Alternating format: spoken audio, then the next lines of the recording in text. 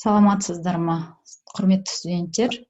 Мен Бегелтаева Қаламқас, технология экономикалық колледжінің арнайы пәндер оқытушысы. Пән атауы кондитер өндірісінің технологиясы. Бүгінгі сабақтың тақырыбы кондитер өндірісінің негізгі шикізаттары.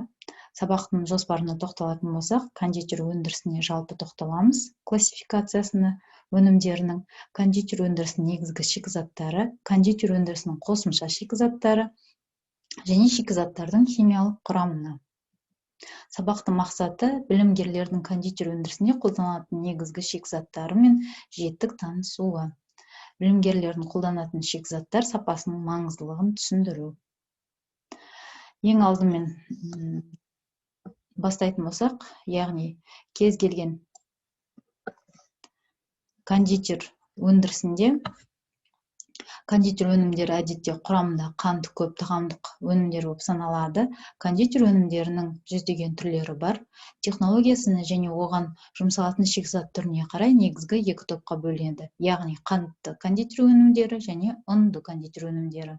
Ұннан жасалатын кондитер өнімдеріне печенье түрлері, пряниктер, торттар, кекстар, орама, рулет, вафли және тағы басқалар жататын болса, бұл жерде өзі айтып тұрғандағыдай, ұнды кондитер өндірісінің негізгі шикізаты, яғни ұн болып табылады, ал екінші түрі қантты кондитер өнімдері. Бұл жерде негізгі шикізат, яғни ұнның орнына қант болып табылады. Оларға қандай ассортименттер кіретінін тоқтала кетейін.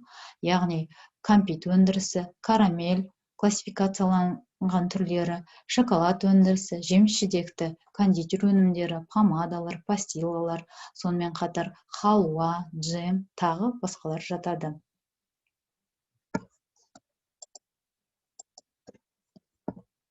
Кондитер өндірісіндегі негізгі шикізаттарға тоқталатын болсақ, оған негізгі шикізаттардың бірі қант, яғни қанттың екі түрі бар, біз білеміз, қант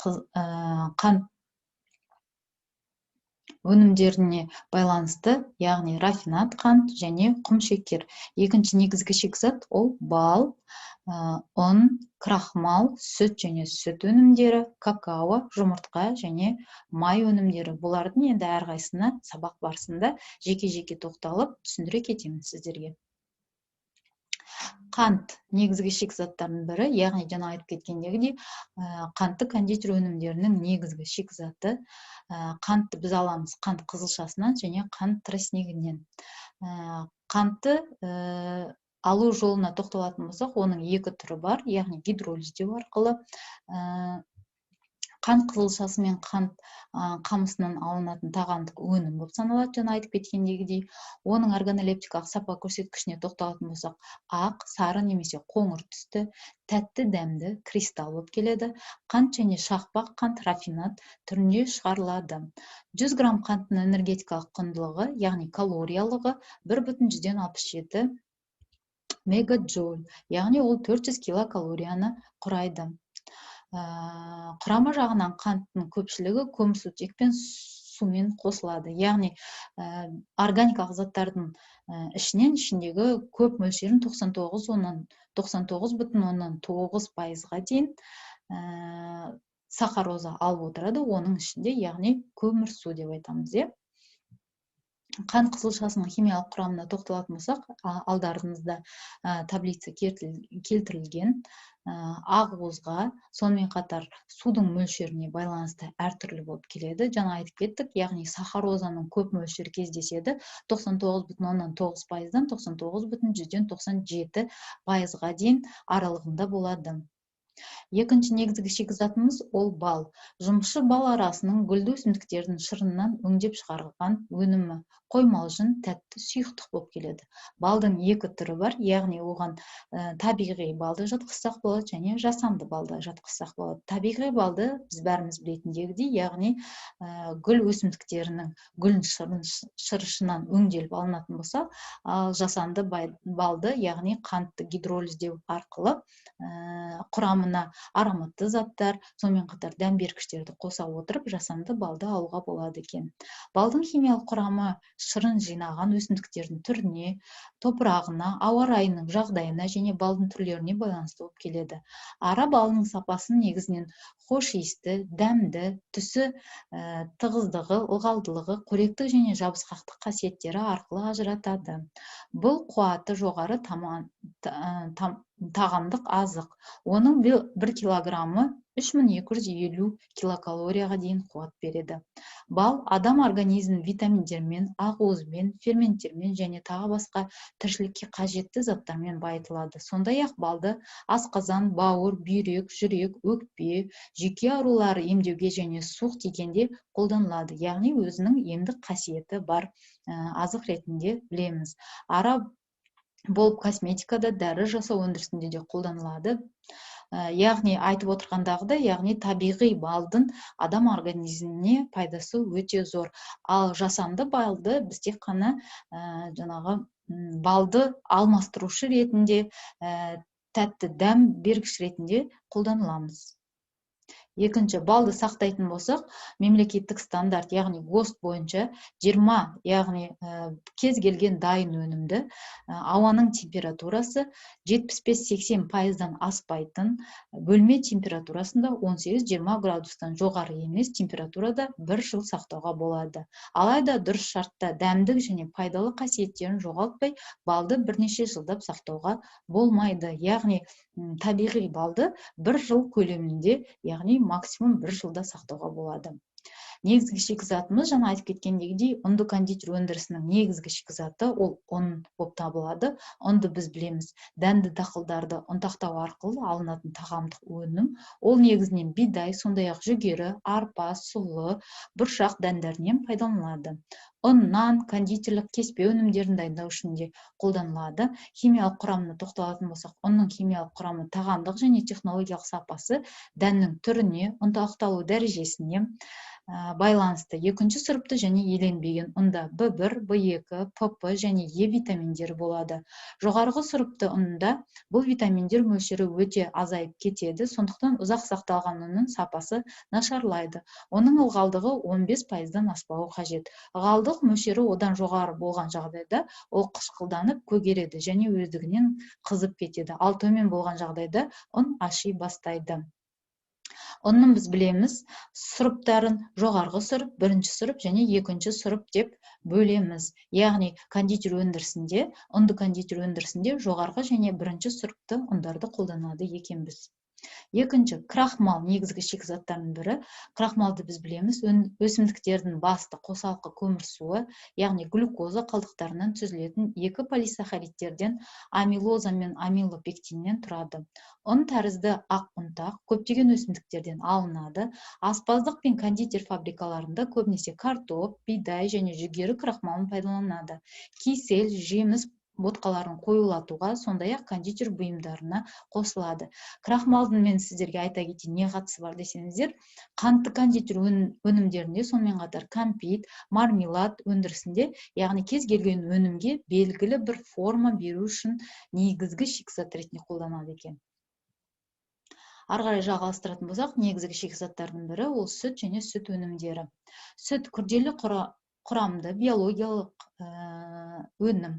Организмге 95-98%-ға дейін сіңетін крем реңді ақ түсті және өзіне тән тәтті, жағымды, дәмді сұйықтық.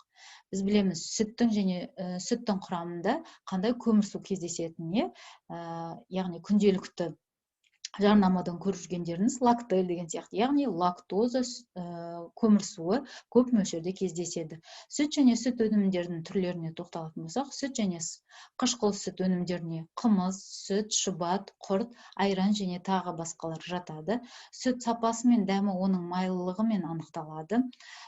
Яғни 2-5%-дан одан ары қарай 9-15%-ға дейін барады екен. Майлы көп болған сайын оның дәмі де жақсы болып, құндылығы да артады. Сүттің химиялық құрамына тоқталатын болсақ, біз білеміз, сиыр сүтін қолданамыз көбінесе, бие сүті, ешкі сүті, қой сүті, түйе сүті, яғни классификацияға тоқталатын болсақ, жеке-жеке құрғақ зат мөлшері алдарыңызда көріп тұрған кестеде көрсетілген, майлылығы көріп тұрсыздар, яғни осы сүттердің ішіндегі ең майлылығы жоғары қой сүті болып табылады екен, 6,7%-ға дейін барады екен майлылық мөлшері. Ішіндегі ең жеңіл сіңетін, қорытуға өте жеңіл болып келетін ол бие сүті. Ақуыздың мөлшеріне қарасақ, жаңа көріп тұрғандар көргендеріңіздей, яғни майдың мөлшеріне байланысты ақуыздың да мөлшері өте жоғары, ол қой сүті болып табылады. Лактозаның мөлшері түйе сүтінде өте жақсы кездеседі, сонымен қатар бие сүтінде. Сондықтан қазір білесіздер, көп тараған, сонымен қатар адам организміне өте жақсы әсерін тигізіп жатқан, жаңа қымыз, сонымен қатар саумал деп жатырмыз, организмге өте пайдалы, сонымен қатар иммунитетті жақсы көтеретін шикізат болып табылады. Келесі какао. Какао өнімдері. Какао бұршақтары кондитер өндірісінің негізгі шикізаты болып табылады. Оларда шоколад, кәмпит, карамель өнімдерін дайындағанда қолданылады. Какаоның бұршақтары ауасы жылы, орташа жылдық температурасы 22-26 градус Цельсияда ылғалды ауалы елдерде өсетін какао ағаштарының жемісінің тұқымы болып табылады. Какао өнімдері тропикалық, субтропикалық елдерде кездеседі. Оның сапасына байланысты Криола, Форастера деген бөлінген сапалық тауарлық түрлері бар. Химиялық құрамына тоқталатын болсақ, какао бұршақтарының ішінде 5,5%-ға дейін ылғал мөлшері, яғни су, 54% май, 11,5% белокты заттар, 6% тұтқырлы заттар, 1,2% теобрамин, 0,2% кофеин, 1% қант, 6% крахмал, 1,5% пентозандар және 9%-ға дейін клетчатка, органикалық қышқылдар, сонымен қатар 2,6%-ға дейін күл кездеседі. Күл деп отырғанымыз бұл бейорганикалық заттар. Жұмыртқа және жұмыртқа өнімдері негізгі шикізаттардың бірі. Жұмыртқа кондитер өндірісінде көбінесе тауық жұмыртқасы қолданылады. Жұмыртқа үш негізгі бөліктен тұрады, яғни ақуыздан 58%-ға дейін, сарыуыздан 31%-ға дейін және қабықшадан 11%-ын құрайды. Жұмыртқа сақтау мерзіміне қарай және сапасы мен массасына байланысты диеталық және асханалық болып ажыратылады. Диеталық жұмыртқаға массасы 14 граммнан жоғары 7 күндей сақталатындар жататын болса, ал асханалық жұмыртқаларға массасы 43-44 грамм құрайтын 7 күн сақталатын жұмыртқалар жатады. Жұмыртқаны -1-2 градус температурада және 85-88% ылғалдықта сақтауымыз қажет. Химиялық құрамына тоқталатын болсақ, судың мөлшері, ақуыздың мөлшері, майдың, минералды заттар және 100 граммға алғандағы энергетикалық құндылығы килоджоулмен кестеде көрсетілген. Арғарай майлар, кондитерлік майлар, әртүрлі майлардың қоспасынан дайындалатын майлар болып табылады. Майлардың өзі органикалық заттарға кіреді. Олар екі түрлі болып келеді: өсімдік тектес және жануар тектес. Өсімдік тектес деп отырғанымыз, яғни өсімдік құрамынан сығымдалып алынатын майлар. Оларға мысалға күнбағыс майы, мақта майы, зәйтүн майы және тағы басқалар.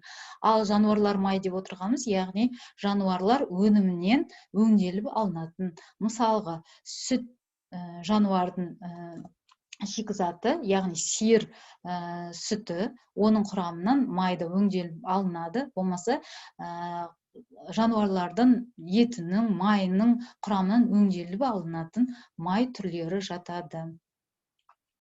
Яғни негізгі шикізаттарға тоқталып айтып кеттік. Біздің сабақтың мақсаты, яғни осы негізгі шикізаттардың сапасы жақсы болатын болса, өндіріс орнына келіп түскен кезде, қабылдау кезінде сапаға сай болатын болса, негізгі шикізаттар олардан өңделетін және одан ары қарай дайын болатын дайын өнімнің сапасы соғұрлым жақсы және жоғары болады. Сондықтан бұл сабақтың мақсаты осы өндіріс орнына келіп түсетін негізгі шикізаттардың сапасы мен химиялық құрамына және олардың органолептикалық сапа көрсеткіштеріне баға бере отырып қабылдап алу. Бұл мәліметтерді алдарыңызда тұрғандағыдай қолданылған әдебиеттер тізімінен көре аласыздар, қосымша мағлұматтарды көре аласыздар. Бүгінгі сабағым түсінікті болды деген ойдамын. Назарларыңызға рахмет.